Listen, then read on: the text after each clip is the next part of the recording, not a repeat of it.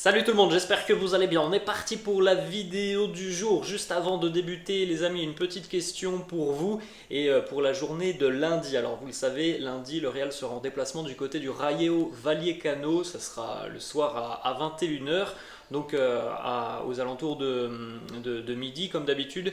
Est-ce que vous préférez avoir, les amis, une vidéo sur l'avant-match de cette rencontre avec les déclats autour de ce déplacement du côté de Vallecas, ou alors une vidéo spéciale sur le tirage au sort de la Ligue des Champions pour les huitièmes de finale qui aura lieu lundi à midi? Laissez-moi en commentaire, les amis, ce que vous préférez. Moi personnellement, je préfère faire une vidéo spéciale Ligue des Champions. Après voilà, si vous préférez le format habituel de l'avant-match, n'hésitez pas à me laisser en commentaire, même si je pense que une grande majorité va être de mon avis pour qu'on fasse une vidéo Ligue des Champions et pour parler aussi de l'adversaire du Real en huitième de finale. On enchaîne, les amis, avec les deux unes des quotidiens madrilènes, Marca et AS. Marca qui titre Mano de Hierro, main de fer pour le Real Madrid, qui hier s'est qualifié tranquillement en tant que premier de son groupe et qui rejoint donc une nouvelle fois les huitièmes de finale de la Ligue des Champions, les merengues qui nous ont sorti une belle prestation hier face aux Écossais du Celtic après une semaine un petit peu mouvementée la semaine passée avec les échecs face à Leipzig et face à Girone.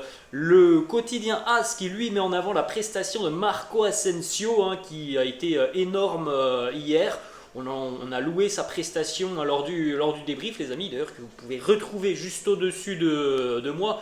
Gros match de Marco Asensio, très très positif, avec un gros impact sur l'aspect offensif côté merengue. Donc c'est très bien pour Marco, c'est très bien pour les merengues. On rappelle, les amis, le résultat de cette rencontre. Le Real s'impose 5-1 face au Celtic. Modric sur penalty, Rodrigo sur penalty, Asensio, Vinicius et Valverde de nouveau de l'extérieur de la surface de réparation. Réduction de la marque, Jota sur coup franc, 84e minute. Petite stat, les amis, 4 minutes et 9 secondes hier, c'est le penalty le plus rapide pour le Real Madrid dans l'histoire du club en Ligue des Champions. Et d'ailleurs aussi, 2 penalties en 21 minutes, les amis, ça n'est arrivé que 3 fois dans l'histoire de la Ligue des Champions. Donc voilà, deux petites informations qui n'ont pas beaucoup d'intérêt, mais qui sont tout de même assez sympas. Ensuite, on enchaîne, les amis, avec cette information, cette fois-ci sur l'aspect offensif côté merengue. Déjà, vous pouvez jeter un petit coup d'œil, les amis, le classement des buteurs et des meilleurs buteurs du Real Madrid cette saison. Vinicius qui inscrit hier sur un bon service de Fede Valverde son 10e but cette saison. Fede qui en est donc à 8 maintenant.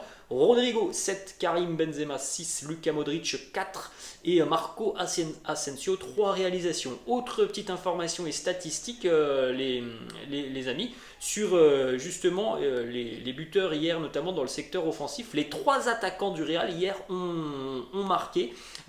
C'est quand même quelque chose d'important puisque Karim n'était pas titulaire et les 3 ont marqué. C'est la première fois dans un match du Real Madrid depuis 5 ans, les amis, que les 3 attaquants marquent sur une même rencontre lorsque Karim n'est pas là. La dernière fois que c'est arrivé, les amis, c'était le 6 décembre 2017. Je précise bien, les amis, lorsque Karim n'est pas là. Ensuite, on enchaîne avec une petite information sur Rodrigo, les amis. Rodrigo qui a inscrit hier son 13e but en Ligue des Champions avec le Real.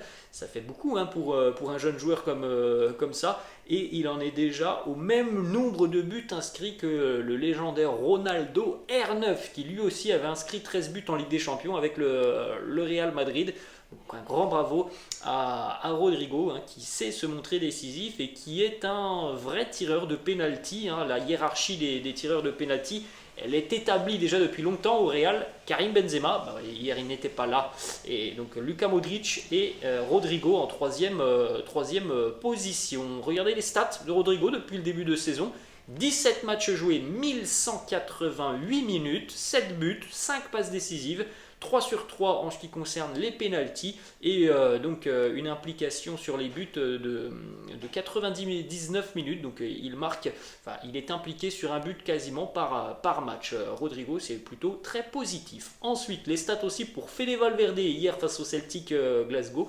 90 minutes pour Fede, un but, une passe D, 4 occasions créées. Encore une fois, une grosse prestation, un gros volume, du boulot défensif comme d'habitude et un gros apport offensif pour Fede Valverde qui a donc marqué hier une nouvelle fois de l'extérieur de la surface de réparation. Comme on l'a souligné les amis lors du débrief, eh bien Fede Valverde est le meilleur joueur en Europe en ce qui concerne donc ses buts de l'extérieur de la surface de réparation, puisqu'il en est déjà à 5 cette saison depuis l'extérieur de la surface de réparation. Il devance Léo Messi et Daichi Kamada. Ensuite, petite déclat de Fede qui nous dit: je suis très content, félicitations au groupe, on a profité de l'occasion, on a marqué les buts que l'on devait marquer.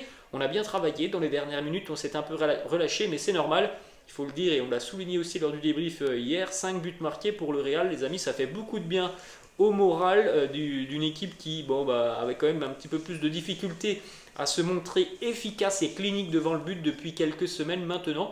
Voilà, hier on a eu pas mal de spectacles. Ensuite on enchaîne avec les stats pour Vinicius. 19 matchs cette saison, 10 buts, 5 passes décisives pour Vini, les bases d'une belle saison encore pour Vinicius.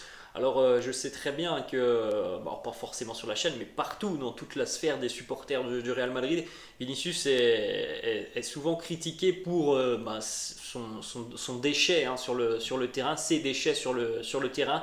Mais les amis, il faut bien se rendre compte de ce que fait Vinicius quasiment dans toutes les occasions merengue.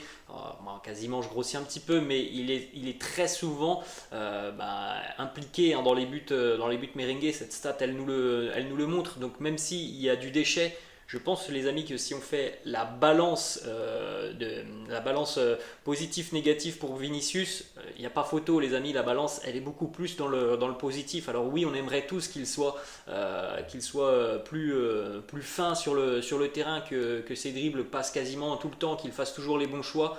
Voilà, c'est encore un jeune joueur qui doit encore progresser, mais les amis, il ne faut pas se tromper. La balance, elle est évidemment dans le positif pour Vinicius.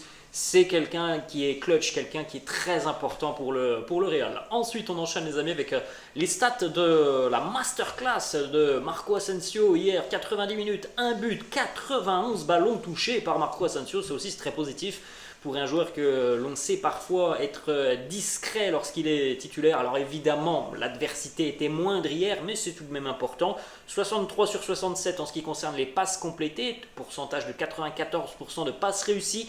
5 occasions créées les amis, record du match pour Marco Asensio devant Fede Valverde, on l'a dit tout à l'heure, avec ses 4 occasions créées. 2 sur 2 aussi en ce qui concerne les longs ballons réussis. Beaucoup de disponibilité, de mouvement, de justesse. Une implication sur un but, c'est un gros match pour Marco Asensio. Carlo Ancelotti l'a félicité, il nous dit: Asensio a joué avec une très bonne attitude, le travail qu'il fait est très bon, il apporte beaucoup à l'équipe. Je n'avais aucun doute là-dessus. Quand tu n'es pas content, tu peux avoir différentes réactions et lui a réagi de la meilleure des manières, d'une manière positive. Ensuite, les amis, 2 petites stats sur Thibaut Courtois. On l'a dit lors du débrief hier, c'est dommage pour Thibaut, il aurait certainement mérité un clean sheet hier. Voilà, le clean sheet qui s'évapore à la 89e sur ce magnifique coup franc.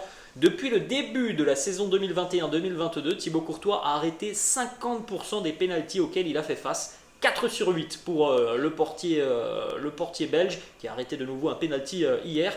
Et depuis qu'il est arrivé au Real Madrid, c'est 7 sur 28, un pourcentage de 25% pour le mur de Belgique. Petite image aussi assez sympa, Thibaut Courtois qui a d'ailleurs offert ses gants à un jeune supporter du Real à l'issue de la rencontre. On continue les amis avec une petite information qui concerne Karim Benzema. On l'a vu un petit peu hier, puisqu'il a joué une petite demi-heure sur la seconde mi-temps. Il a même eu une grosse situation en toute fin de match. Pour la première fois de sa carrière, Karim n'a pas marqué le moindre but dans une phase de groupe de la Ligue des Champions. Ça ne lui était jamais arrivé. On le sait les amis, ça a été 3 premiers mois cette année qui ont été compliqués pour Karim, avec une préparation tronquée, pas mal de pépins physiques, pas mal de matchs qu'il a ratés aussi. Donc voilà, c'est une première pour lui. Il n'a pas marqué dans cette phase de groupe de Ligue des Champions. Ensuite les amis, une petite stat aussi pour Carlo Ancelotti. Carlo qui a remporté hier son 103e match de Ligue des Champions. C'est tout simplement un record dans l'histoire de la Coupe aux grandes oreilles. Jamais un entraîneur n'a remporté autant de victoires. Il a dépassé officiellement hier l'illustre entraîneur de Manchester United, Sir Alex Ferguson. On continue justement les amis avec des déclats de Carlo sur notamment le travail offensif. Hier, les 5 buts marqués, il nous dit c'est surtout quelque chose de mental. Il y a des joueurs avec plus de protagonisme. Valverde a changé le match de façon radicale. Vinicius cherchait de meilleures opportunités dans la surface de réparation. Nous sommes très bien débrouillés sans Karim.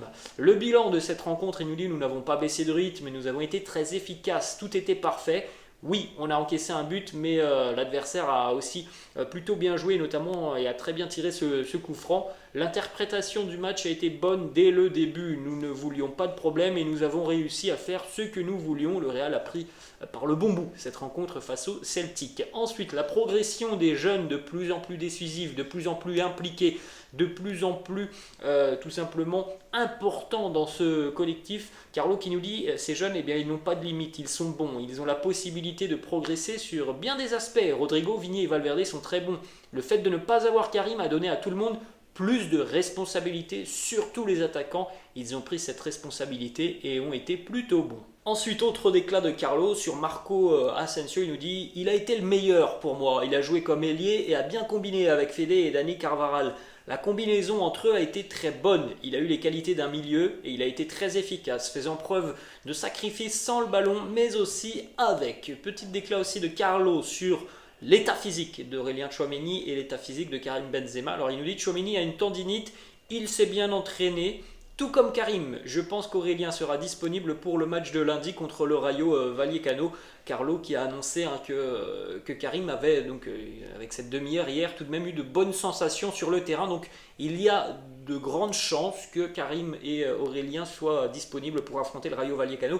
Lundi, dernier déclat les amis de Carlo Ancelotti sur le tirage au sort donc des huitièmes de finale. Il nous dit après l'année dernière, il ne vaut mieux pas trop y penser. Être le premier vous donne un petit avantage, mais pas trop. Surtout le match retour à domicile. L'année dernière, cela nous a beaucoup aidé. Le retour au Bernabéu avec notre public, c'est quelque chose qui peut faire pencher la balance.